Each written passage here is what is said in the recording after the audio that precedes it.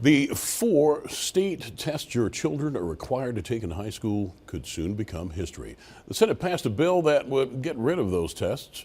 3 News Side's Quentin Smith has new information for you tonight. For years, in order to graduate, high schoolers had to take a series of state tests in history, math, science, and English. But now, lawmakers in the Senate are proposing a new option to get rid of those tests.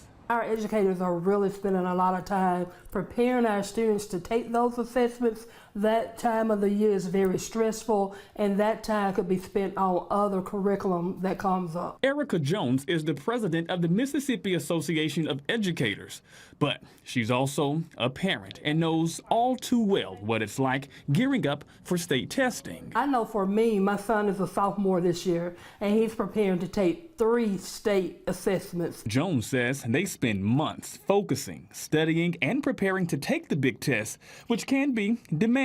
My son not only runs track, but he also plays basketball. So juggling those extracurricular activities as well as focusing on assessments is a toll for him. Sometimes it's very stressful. That's one reason she's in favor of Senate Bill 2689. Right now, students have to take state tests for algebra, biology, English, and U.S. history.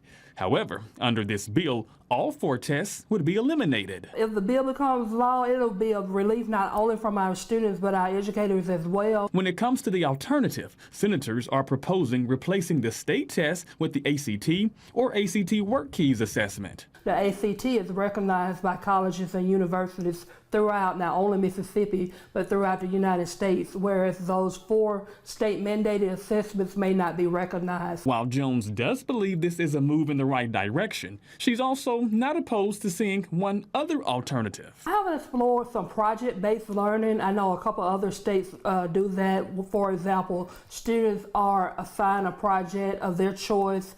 They get to work on that throughout the school year. Now that this bill has passed out of the Senate, it now heads over to the House for lawmakers in that chamber to take up. If this bill does become law, everything will go into effect for the 2026-2027 school year. Reporting from outside the state capitol, I'm Quentin Smith.